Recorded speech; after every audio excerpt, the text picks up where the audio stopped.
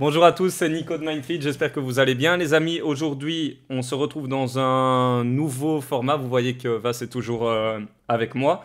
Ce format va être basé sur les evidence-based et FAQ, hein. On peut dire ça comme ça, que nos communautés nous ont partagé, on a eu des questions et on va essayer d'y répondre du mieux qu'on peut. Mais avant toute chose, on n'oublie pas de mettre pause sur la vidéo, une fois que c'est fait. Si vous avez déjà mis pause, c'est que vous ne m'entendez pas. Donc, une fois que c'est fait, vous mettez pause, vous vous abonnez, parce que le pourcentage des abonnés est encore trop faible par rapport au taux de visualisation. Et ensuite, seulement après, on met play, on profite, on prend son petit café, on chill, et puis on est parti. Et si vous avez apprécié, un petit pouce. Voilà. Une brève présentation de nouveau hein, pour les personnes qui ne te connaissent pas encore, bien que tu tends à te tourner vers le fake. Je vais être dans plein de vidéos sur ta chaîne là. Donc. Voilà. Avec le partenariat qu'on fait ensemble. Ce qui serait bien en fait, c'est juste une brève présentation. Et je sais que dernièrement, tu as fait une nouvelle formation, une énième formation. Ça peut être sympa d'en parler un petit peu, savoir en quoi elle consiste. Et puis après, on attaque les evidence-based du jour.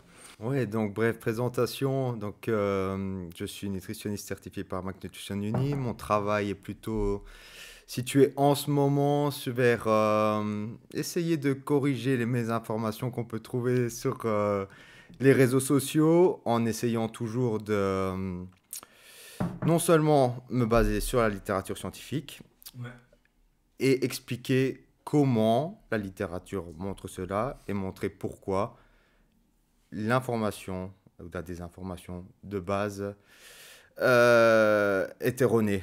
Voilà, et je pense que c'est important parce que certains citent juste des études et disent l'étude montre ça, et ça ne veut pas dire grand-chose. Bref, donc... C'est ce que tu avais dit lors de la première rencontre qu'on a eue, c'était le cherry picking, je crois. Ouais, voilà, ok. Ouais. Donc c'est toujours montrer ce que l'étude montre, mettre ça dans le contexte d'une littérature plus large, et montrer comment j'arrive à ma conclusion, et j'espère que ça aide un maximum de monde. Et puisque tu m'as demandé...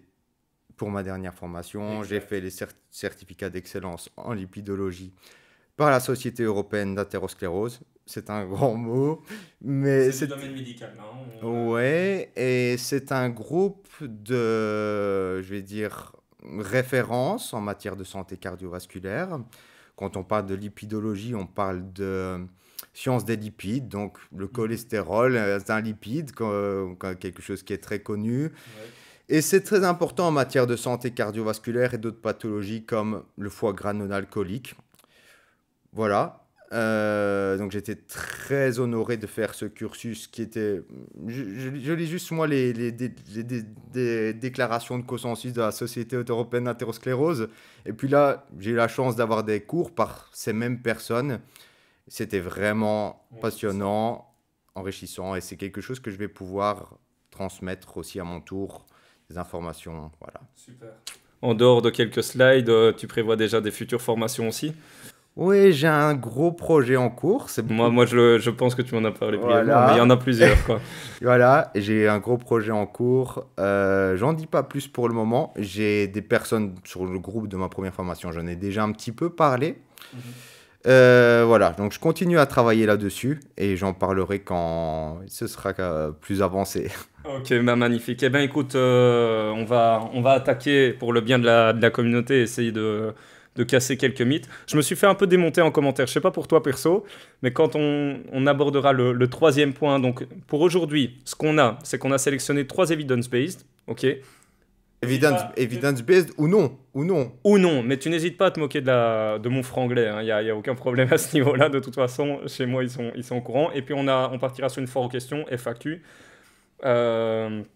notamment sur les édulcorants aussi, l'huile de coco. Je sais que Clément Noblet avait parlé à un moment, il y a pas mal des édulcorants, on lui remet un petit bonjour, parce que je pense qu'il nous écoute ou qu'il nous regarde.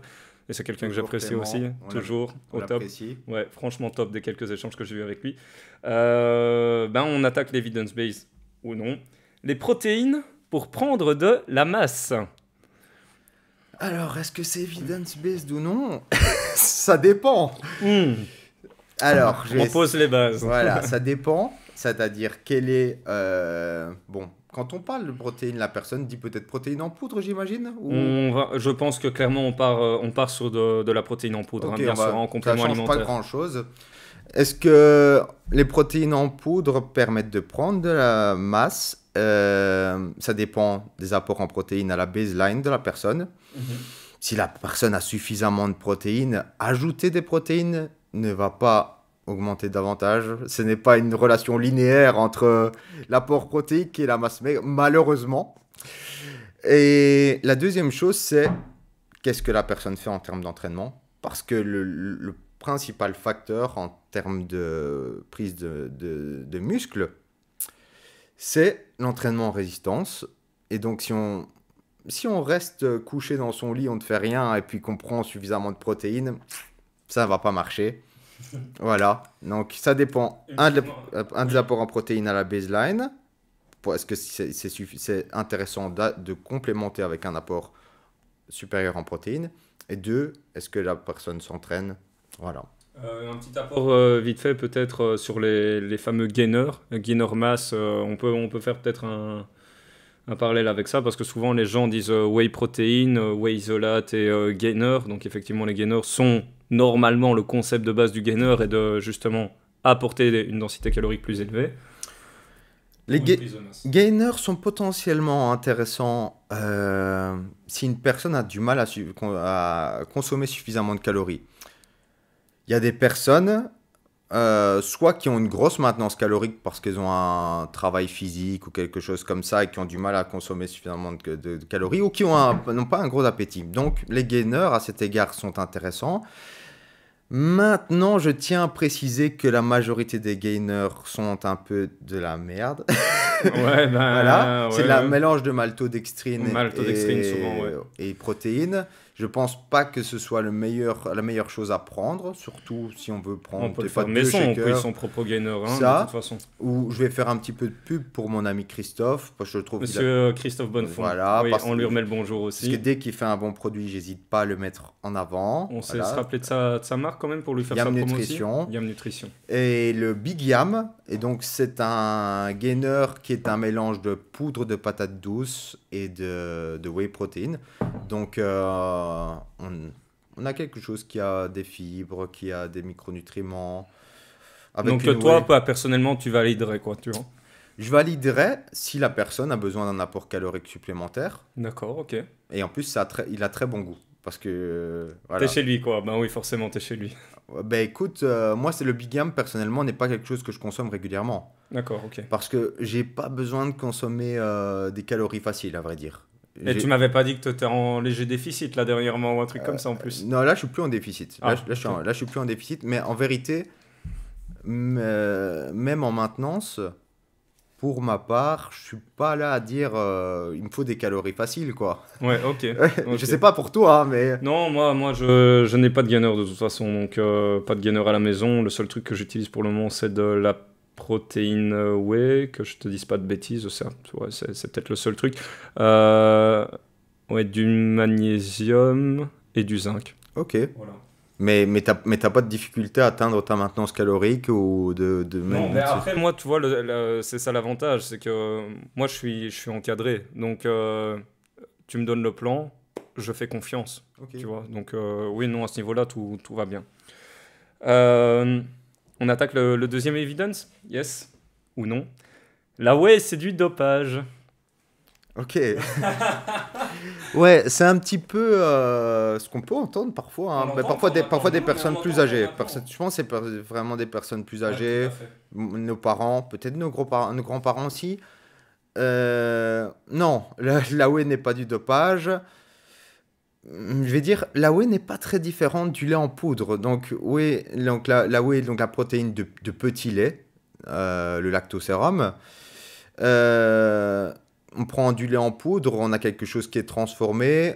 On prend la whey protéine, on a quelque chose qui est un peu plus transformé parce qu'on a isolé la protéine de petit lait. On a peut-être mis des arômes.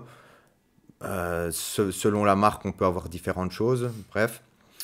Personnellement, je dirais que c'est un produit, un aliment ultra transformé qui est bénéfique pour la santé. Parce qu'on a toujours à dire, ouais, aliment ultra transformé égale mauvais. Et je pense vraiment que la whey protéine est vraiment bénéfique pour un aliment ultra transformé qui est bénéfique pour la santé. Dans mon livre sur les produits laitiers, j'ai parlé de pas mal de bénéfices de la whey, à proprement parler, indépendamment de la prise de muscle. Indépendamment de la prise de muscle, bien que ce soit aussi une protéine de qualité pour Oui, bien sûr. pour la prise de Bien muscle. sûr. Mais il y a aussi des effets potentiels sur le diabète, sur régulation de la glycémie. Voilà, donc je pense que c'est un très bon choix, de manière générale, de la whey protéine. Ok, donc rien à voir avec le dopage. C'est Rien à voir parfois avec... que les. Peut-être que c'est en fait effectivement un manque d'éducation, ça peut être mal vu, mais c'est juste un manque d'information que ces personnes de l'ancienne époque, c'est un peu Ouais, il y a aussi- perfide de dire ça parce que c'est un peu. Non, heureusement qu'ils sont là d'ailleurs. Mais c'est des mots à connotation barbare. Whey protéine, des fois t'entends des créatines monohydrates, tu fais wow, qu'est-ce que c'est ça? Et puis, tu vois la poudre blanche dans un sachet, et puis putain, ça fait penser à autre chose, dans la créatine. Alors, bah, je pense que voilà, on a brièvement fait le tour, donc effectivement, non, ce n'est pas du dopage. Au contraire, il y a des choses très positives au niveau de la whey. Maintenant, on va attaquer un point où moi, perso, je me suis fait allumer quand j'ai repartagé ça sur la story. Oula, Euh, oula. Ah ouais, non, je me suis dit, ouais, comment ça se fait que tu balances ça? Je suis pas du tout d'accord. Moi, je l'utilise et ça va très bien. Donc, le moi-je, hein, tu sais, c'est l'evidence-based du jour, principalement, enfin, en tout cas, celui au centre de l'attention, c'est le régime zéro carbs. Ok, est-ce que le régime zéro carb et evidence-based, bon, ça veut pas vraiment dire, ça dépend sur quels critères d'évaluation. Je pense que c'est sur la perte de poids probablement. Évidemment, c'est-à-dire qu'on est toujours on est toujours en train de parler de quelque chose où c'est un réel problème aujourd'hui, c'est que et ça se ressent vraiment, c'est pas un mythe, hein, parce que je l'ai encore entendu cette semaine et je l'entendrai encore dans les jours à venir, ça sera pareil, c'est que je dois perdre du poids, donc j'élimine tous mes glucides. Ok, ouais. D'accord. La première chose, c'est que zéro carb, c'est dans le monde réel impossible à atteindre, mais je joue un peu sur les mots, mais on va Ouais, mais dire, on se comprend, on va quoi. dire quand on parle low carb, moins de 50 grammes de glucides par jour, on va dire. Est-ce que ça permet de perdre du poids? Ça dépend. Parce que si ça te permet, si le régime low carb, on en revient encore À et on l'apport, va dire la on va balance. dire que je radote, mais désolé, c'est juste les faits sont comme ça. C'est juste que si ça te permet de réduire ton apport calorique, ça va te faire perdre du poids. Maintenant, ce que j'aimerais mentionner, c'est que certaines personnes pensent qu'il y a un seuil de glucides où il faudrait descendre pour rentrer en cétose. Donc, que ça provoquerait un certain avantage en termes de perte de graisse. Et on sait d'études strictement contrôlées, donc des études en chambre métabolique par le groupe de Kevin Hall, que la cétose ne provoque pas d'effet bénéfique indépendamment de... Quand on a un régime à calories égales qui n'est pas cétogène. Je ne sais pas si on se comprend. Moi, non. Voilà. Donc, J'étais un peu perdu, donc, excuse-moi. donc attends, on part de l'hypothèse, ok, peut-être que la cétose, de manière indépendante, indépendamment de l'apport calorique, possède un avantage sur la perte de graisse. Ok? Ouais, ça, jusque-là, ouais, Voilà. effectivement. Le problème, c'est que si tu tentes de te mettre en cétose, tu vas diminuer ton apport calorique. Donc, quelle est la variable qui a influencé le résultat? Est-ce que c'est la cétose? Est-ce que c'est l'apport calorique? Pour ça, tu as besoin d'un groupe de comparaison à calories égales, mais qui n'est pas en cétose, donc avec plus de glucides et moins de graisse. Et on sait que ça donne des résultats sensiblement identiques dans des contextes strictement contrôlés. Donc la cétose en tant que telle ne possède pas un avantage. Maintenant, ça peut être quelque chose qui peut convenir à certaines personnes. Le régime low carb, qui n'a pas besoin d'être cétogène, qui peut être juste moins de carbs que ce que la majorité des gens consomment, peut être aussi une possibilité. Comme je dis toujours, on a un maximum d'options qui permettent de convenir à différentes personnes et à leur situation. Ok, ben écoute, magnifique. Je pense qu'on a bien répondu hein, là du coup. Donc ça Et m'évitera de me faire... pourquoi tu t'étais fait incendier d'ailleurs? Mais parce que c'était... la question, c'était les aberrations que vous avez déjà Ouais, entendues sur la ouais. perte de poids ou autre. Et à mon avis, c'est quand tu es rattaché à quelque chose. Ah, donc c'était quelqu'un qui était dans le régime Ben oui, low carb. d'office. Ok, Ah, ok. moi, je l'utilise et ça, voilà, tout se passe bien, etc., etc. Mais c'est normal. Quand tu reçois quelque chose comme ça, c'est que tu te sens attaqué, perso. Ouais, Ouais. ouais. Après, j'ai dit, ben écoute, on en parlera avec Ouais, ça Vasilis et pense... puis basta, c'est tout. Mais encore une fois, je dis pas que c'est pas une possibilité pour certains, pas zéro, mais Voilà, mais ce n'est pas... faible teneur en glucides pour perdre du poids, potentiellement possible, mais encore une fois, Mais pas je- un avantage par rapport à une approche. Je sais pas pour ta communauté, mais en tout cas, chez moi, c'est c'est toujours le nœud du problème. C'est qu'on a l'impression que les glucides, c'est le démon, quoi. Tu vois? Je dis, ouais, mais bon, enfin, pourquoi? Ouais. Parce que ça fait prendre du poids. Ah bon, ok.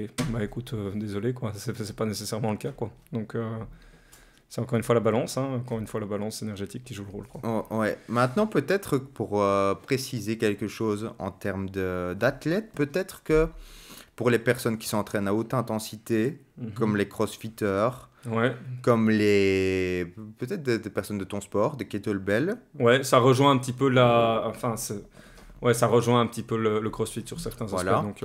Voilà, je pense pas que si je devais perdre du poids, je ferais quelque chose qui a faible teneur en glucides. Je ferais plutôt quelque chose Tout qui à a fait. plus... Voilà. Absolument. Moi, je suis... Enfin, de toute façon, je suis entièrement d'accord à ce niveau-là. C'est clair que, quelque part, je dirais pas que c'est pas envisageable de le faire, mais je prendrais pas le risque de le faire, moi, personnellement. Voilà. Alors, ça attaque. Donc, on vient de boucler nos fameux trois sujets. Maintenant, on va s'attaquer à la fois aux questions de nos abonnés. Donc, on a sélectionné aujourd'hui quatre questions. Ok. Alors, ça c'est bien. Ça, je suis très content parce que tu sais que moi-même, j'ai une société de distribution en alimentation à ce niveau-là, des snacks et boissons plus saines. Plus saines. Les édulcorants peuvent-ils favoriser le diabète? Ok, donc l'hyperbole sur les édulcorants est assez intéressante sur les réseaux sociaux. Le démon des édulcorants. Et c'est intéressant, c'est que dès qu'on fait un post sur les édulcorants, on peut sortir le popcorn pour les commentaires. Ouais, Ouais, mais et puis moi j'ai tendance à faire des trucs, par exemple, édulcorant et peur de poids. Ouais, mais le cancer, oui, mais bon, ok. Pour parler du diabète, non, on n'a pas de données qui montrent une augmentation du risque de diabète ou d'effets délétères sur des biomarqueurs potentiels qui sont associés au diabète, comme la résistance à l'insuline. Donc non. Maintenant, je tiens à dire qu'ils pourraient même être bénéfiques. Ils pourraient même être bénéfiques. Pourquoi? S'ils aident à la perte de poids. C'est-à-dire qu'on sait que le diabète est assez bien corrélé positivement avec l'adiposité. Donc au plus on prend en masse grasse, au plus on est à risque de diabète. On sait que les édulcorants peuvent aider dans le cadre d'une perte de poids. J'ai mis une étude sur mon Instagram qui a comparé la perte de poids sur un régime hypocalorique, bien sûr, en comparant de l'eau, un groupe consommant de l'eau, à un groupe consommant des boissons avec édulcorants. Et le groupe avec édulcorants a perdu plus de poids et a maintenu plus de poids après la période de déficit. Et ça, c'est très important à le noter. Et ce n'est pas une question d'effet magique des édulcorants, mais c'est potentiellement qu'ils ont aidé l'adhésion des participants, tout simplement. Donc voilà, je vais avoir mes 750 millilitres de boissons avec édulcorants. Peut-être que je ne vais pas avoir des envies de sucre parce qu'on a aussi cette idée, oui, les édulcorants provoquent des envies de sucre parce qu'ils ont un goût sucré. Oui, tout à fait. Et sans apporter des calories, donc ça trompe le cerveau. Un truc tout à fait bancal et c'est pas soutenu par les données. Et ça, on voit que ça peut aider potentiellement sur une perte de poids. Donc, Coca Zéro. Coca Zéro. Validé? Coca Zéro, validé. Ah bah Moi, je voilà. suis plutôt Monster, tu vois. Ouais, mais attends, Coco, ça on va. Purée, mais comment tu peux boire ça? C'est un goût, mais infâme, quoi, purée. Je vais me faire allumer aussi, là. Je dis, enfin, bref. On attaque la deuxième question. Je sais plus exactement qui sont les abonnés. Si vous reconnaissez, vous me mettez un commentaire. Hein. Vous nous mettez un commentaire, ok? Vous vous dites ah ça c'était moi et on se fera un plaisir pardon de répondre. Moi, si je me rappelle, parce que j'ai des bonnes mémoire, je vais. Et à terme, on a quelques indices qu'on améliorera pour les vidéos. Alors, ça c'est une question tout à fait sympa. Quels aliments manges-tu le plus souvent? Ça t'est directement adressé à toi, pas à moi, mais j'y répondrai aussi. Après, je vais te poser la question. Mais toi, tu suis quelque chose de très strict. Je vais en parler un petit peu parce alimentaire, que ok. j'en parlerai, je ferai un petit big up à mon diététicien. Ok. Quels aliments je consomme le plus souvent? Bon, j'ai une alimentation qui est très plant-based, donc basée sur les végétaux. Je ne suis pas vegan. Je ne suis pas vegan, mais je t'ai dit tout à l'heure, les végans sont mes amis. Je pense qu'on peut faire un régime vegan et être en très bonne santé. Mais je ne suis pas vegan. J'ai une alimentation très plant-based. Si je devais donner peut-être quelques aliments que je mange très souvent, je dirais le tofu. Le tofu, j'adore. Et puis, les gens me prennent un petit peu pour bizarre. Généralement, ils disent ah non, mais le tofu, c'est dégueulasse. Et moi, et ils me disent comment tu le cuisines? Bah, tout simplement, je le mets, je le mets dans la poêle. Putain, mais je suis choqué que tu m'aies pas sorti le yaourt grec. Attends, voilà. Deuxième, c'est le yaourt grec que je consomme aussi beaucoup comme source de protéines. Actuellement, j'en consomme justement, on parlait de la whey protein, je me mélange avec la whey protein de Christophe, qui a juste fait une whey protein avec un goût mais hallucinant, à la fleur de lait, qui fait juste trop bien avec mon yaourt grec. Et je tiens à préciser en fait, parce que il y a beaucoup de personnes en France qui écoutent. Et le yaourt grec, en France, je ne sais pas pourquoi, ils ne trouvent que du yaourt grec entier à 10% de matière grasse. Alors qu'il y a du 4% et du 0% aussi. Moi, je consomme du 0% parce que c'est ma source principale de protéines. J'ai pas envie de rajouter trop de lipides avec ça. Dans une partie du livre, quand je l'ai feuilleté, tu montrais qu'il y avait différents taux de matière grasse en fait par rapport au yaourt grec. Donc c'est déjà une bonne nouvelle quelque part, mais bon, dommage qu'en France ils ont du mal à le trouver. Ouais. Pour les Français, on peut aussi trouver du skyr, qui est un équivalent. Oui, c'est effectivement pas mal aussi, ça, comme alternative. C'est plus ou moins en termes de macronutriments, c'est plus ou moins la même chose. En termes de procédés de fabrication, il y a des petites différences, bien sûr. Je mets la graisse au-dessus, hein, tu sais. Mais ouais, sont des bons produits. Donc, tofu, yaourt grec. Sinon, j'ai une alimentation très plant-based. Voilà. Okay. Donc la yaourt grec, c'est la preuve que je suis pas vegan déjà. Ouais, tout à fait, mais tu as entièrement raison. Pour rappel, en fait, vegan et végétarien, la différence majeure, c'est que végétarien, on ne mange pas de viande, mais on peut manger ce qui est issu de l'animal, les œufs par exemple. Vegan, on réfute en fait toute origine animale. C'est bien ça, hein? Je pense que oui, donc pas de viande. Mais également pas d'œufs, par exemple, parce que ça vient de la poule qui vient d'origine animale. Les véganes sont nos amis. Bien sûr.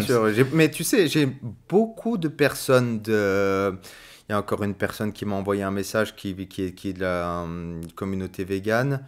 Beaucoup de mes followers sont véganes parce que je pense qu'ils aiment bien que je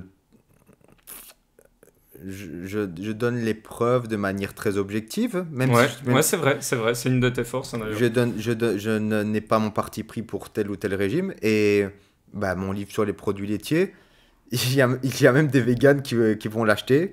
Donc, ce qu'il y a de bien, c'est que ça informe. Donc, ça prêche le vrai du faux et ça permet de transmettre une information par rapport aux recherches actuelles qui sont validées.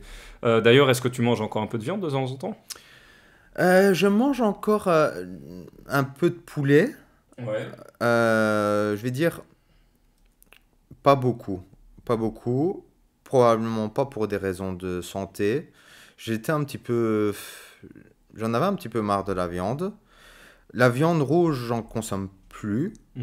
Enfin, bien sûr, ça va pas me poser de problème. J'ai un ami avec lequel on aime bien manger une côte de bœuf. Mais ça, c'est normal. Voilà, voilà, donc de temps en temps, mais j'en consomme pas au quotidien. Voilà, je pense que c'est pas le meilleur aliment à intégrer forcément en grosse quantité. Mhm.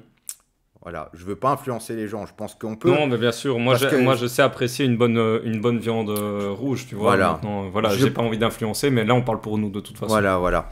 Et je pense toujours que la diète est la somme de ses parties. Donc, je pense qu'on peut avoir une alimentation en intégrant une bonne alimentation, en intégrant de la viande rouge.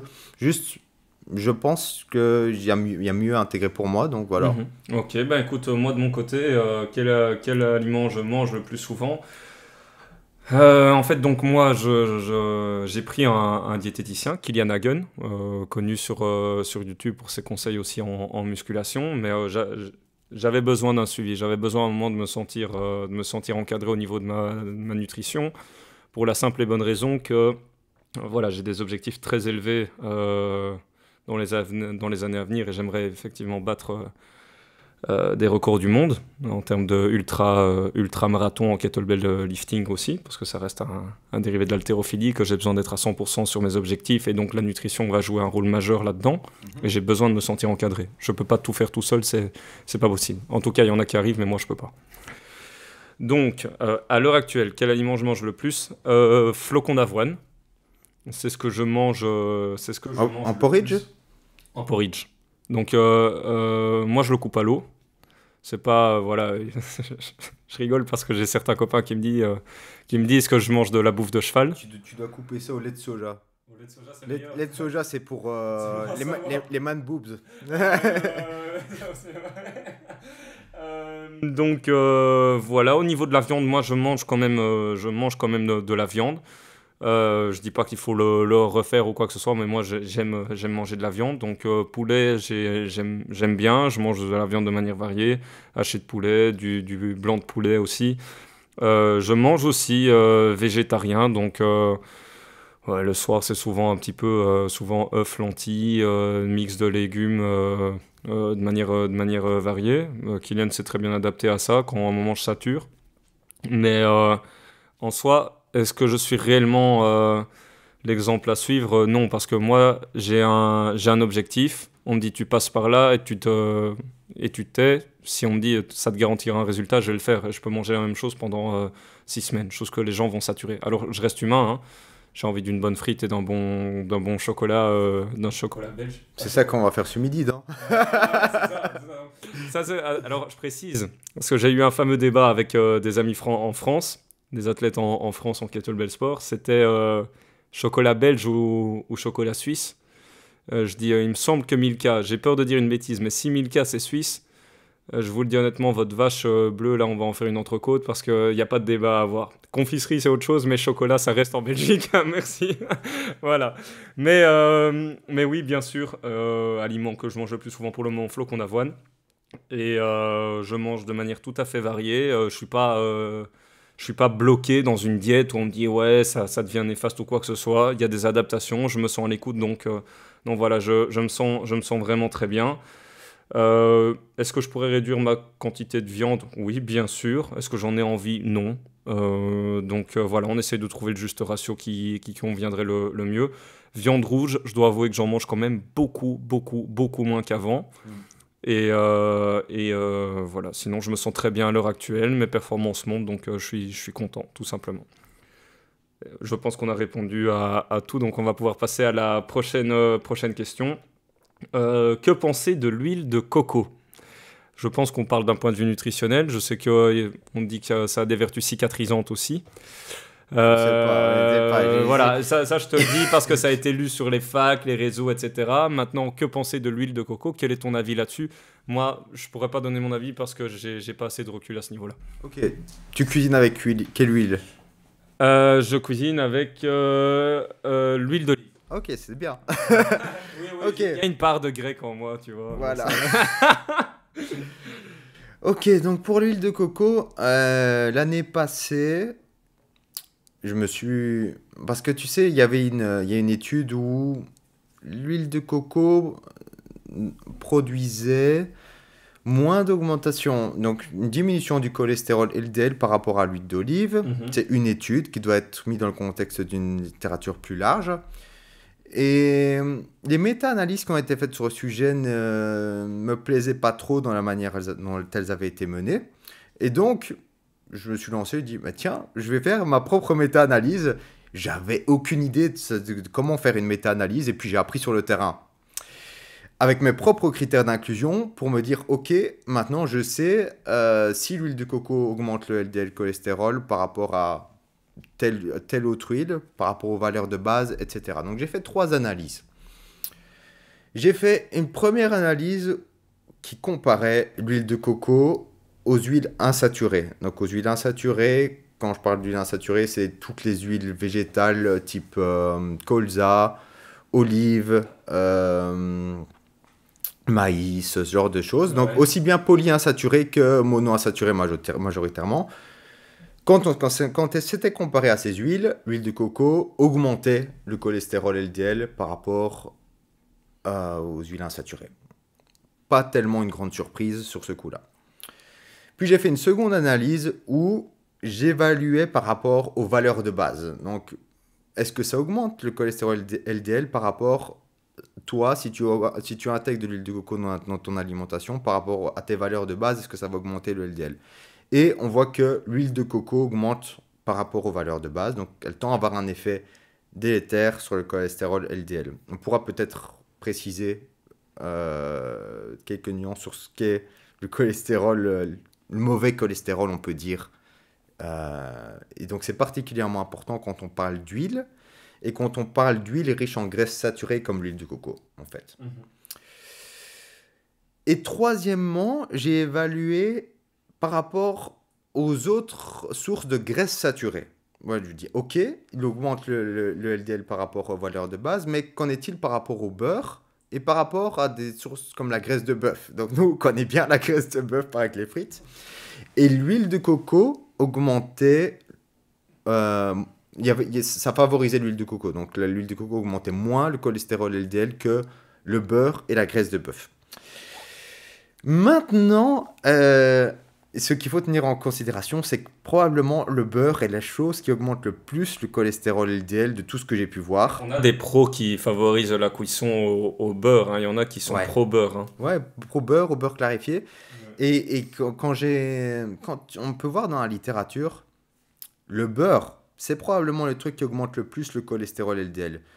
Tu compares ça à la graisse de bœuf, le beurre est pire. Tu compares ça à l'huile de palme, le beurre est pire. Alors, ça ne veut pas dire que le beurre est toxique et qu'il faut absolument que 5 grammes de beurre va te tuer, mais ce n'est pas quelque chose que je mettrais en grosse quantité dans mon alimentation. Et donc, pour en revenir à l'huile de coco, que penser de l'huile de coco ? Potentiellement un effet délétère sur le cholestérol LDL, moins que d'autres sources de graisses saturées. J'en consommerai pas en très grosse quantité. Maintenant, si tu veux en mettre dans un curry, 5 grammes par jour, dans le contexte d'une alimentation à faible teneur en graisses saturées, pourquoi pas ? Mais rien de magique, rien qui justifierait d'en mettre sans aimer ça, comme pas mal de trucs d'ailleurs, comme tous les aliments. Et voilà, donc je dirais mangeant en faible quantité, en petite quantité si tu aimes. Ouais, tout à fait. Bah écoute, ça en vient à la question ultime. Dont on a parlé juste avant. Pourquoi ta boisson magique Monster ? Pourquoi cette fameuse boisson ? Donc la boisson Monster, donc il faut savoir, c'est juste une boisson avec édulcorant. Et je mets sur les réseaux Celery Juice, pour le jus de céleri, tu vois. Rien de magique par rapport à ça. Juste, j'aime le goût, aucun effet délétère. Si tu as besoin d'un petit peu de caféine, il y en a aussi. Donc, si tu as un petit peu pré-workout et puis à l'avant ta séance. Voilà, rien de spécifique par rapport à ça. Parce que parfois, les gens me disent « Ouais, non, mais pourquoi tu consommes ça ?» Si tu n'aimes pas, n'en consomme pas. Rien de magique. Voilà, c'est ça. Mais franchement, je trouve qu'ils font fort au niveau des goûts. Ouais, on aime ou on n'aime pas. Moi, je suis moins fan. À part le goût pomme, que je n'aime pas trop, la verte. Ouais. Mais sinon, tous les autres goûts sont très sympas. Et voilà. Et ils ont sorti une nouvelle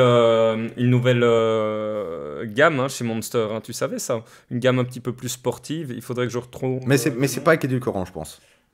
Non, ça je sais plus. Et moi, Sais plus parce que je les avais rencontrés à un moment pour un éventuel partenariat, mais non. Et moi, je suis 100% édulcorant pour mes boissons. Pas de boissons sucrées. Donc, Voilà. voilà, magnifique. Et, 100% chimique. mais c'est important quand même de remettre les choses en place pour la simple et bonne raison que souvent quand on dit ouais c'est industriel c'est mauvais, tu vois, et donc les gens favorisent parfois, ça me fait un petit rebond en fait hein, par rapport à ce qu'on dit ici sur la conception du 100% chimique et industriel, c'est qu'on dit ouais moi je préfère aller voir un herboriste par exemple plutôt que prendre un médicament ou quoi que ce soit, sauf que le médicament j'ai évidemment mes réserves sur le fait de diriger directement vers un médicament. Je ne suis pas toujours fan, mais d'un autre côté, il faut aussi prendre en compte, et c'est pour ça que je dis il y a deux poids, deux mesures. Le médicament, la manière dont on le fait, par exemple, comme une boisson, quoi que ce soit, c'est qu'on essaye de trouver le juste ratio pour que ça convienne à la pathologie ou le souci que la personne a. Que l'herboriste, tu vas bouffer, je sais pas moi, par exemple, une plante que tu peux retrouver effectivement dans ce médicament, mais à trop haut dosage, ce qui peut avoir des effets délétères aussi. Donc, il faut toujours prendre en compte certains ratios. Ce qui me fait penser qu'effectivement, pour la boisson Magic Monster, c'est pas parce que c'est industriel que c'est nécessairement néfaste. Moi, je suis pas fan. Moi, j'aime pas trop les goûts, donc déjà, ça me dirige pas là-dessus. Ouais. Mais c'est pas pour autant que voilà, je dis ouais, c'est dégueulasse, etc. Tu vois. Ouais, et tu sais, ça me fait penser à quelqu'un qui avait mis une vidéo, boisson Coca Zéro, X, 3 ou 4 additifs cancérigènes. Mais En fait, ça c'est bien que tu m'en parles parce que je vais te raconter une dernière anecdote. C'est marrant hein, comment cette question me vient à l'esprit. C'est que, tu sais, lorsqu'on avait fait des démarches pour la société Foodfit sur les boissons qu'on pouvait proposer, etc., on s'était fait allumer par une nana qui est, enfin, voilà, qui savait pas ce qu'elle disait, qui disait ouais, l'aspartame en plus c'est mauvais, etc. Je dis bon, ok. Est-ce que l'aspartame est réellement mauvais? Pourquoi tu dis que l'aspartame est mauvais? À quel dosage peut-il éventuellement être nocif? Et je crois qu'on parlait d'un certain taux. Il y a toujours deux poids, deux mesures. Où on se dit, ouais, ben ok, c'est mauvais, mais je crois qu'on parlait de plus de 25 canettes par jour. Ouais, mais je pense pas que c'était... je pense pas qu'en quantité qui soit possiblement raisonnable de consommer. Voilà. Ouais. Donc, oui, on en était arrivé à ce stade-là, mais je sais pas d'où viennent ces croyances ou ces mythes ou ces choses-là qui font que on est freiné, qu'on veut retourner à l'aspect naturel. Ce qui et naturel, ça veut tout et rien dire, en fait. Hein. Ouais. Je sais pas ce que tu en penses, mais pour moi, ça veut tout et rien dire, en fait, un naturel. Hein. Sinon, ben voilà... tu veux retourner à l'aspect naturel, tu vires tous ces murs ici. Tu vois. Non, mais après, il y a pas mal de trucs dans la nature qui peuvent te tuer. Donc... en fait, oui, c'est exactement ça. C'est exactement ça. On en revient à l'exemple du médicament et de la plante que tu vas manger. Là, tu sais même pas ce que tu bouffes. Tu vois, et il y a des comptes evidence-based qui sont un petit peu taquins, se faire chasser par un ours, c'est naturel. Bah, tout à fait. Donc voilà. Mais écoute, ça boucle un petit peu les questions du jour. Je veux juste pousser la communauté à nous dire quelque chose. On n'a pas encore exactement d'idée de comment on pourrait appeler ça. Si vous avez une idée en commentaire sur ce nouveau concept evidence-based des FAQ, vous avez un nom, dites-le nous en commentaire, on sélectionnera le meilleur, on le partagera et puis ça sera parti pour une série. Faites-nous savoir également si la série de ce type-là vous convient, avec des formats un petit peu plus courts. Et puis, si ça vous plaît pas et que vous voulez nous insulter, soyez drôle au moins. Ouais, s'il vous plaît. S'il vous plaît, quand même, juste un petit peu.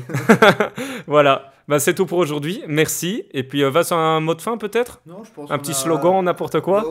Comme ça, je suis pas le meilleur pour... Ah bah, écoute, c'est moi qui prends le relais pour aujourd'hui. Et le prochain défi, ce sera pour toi. N'oubliez pas, toujours au top, jamais au flop. Voilà. Merci. À très vite. Salut.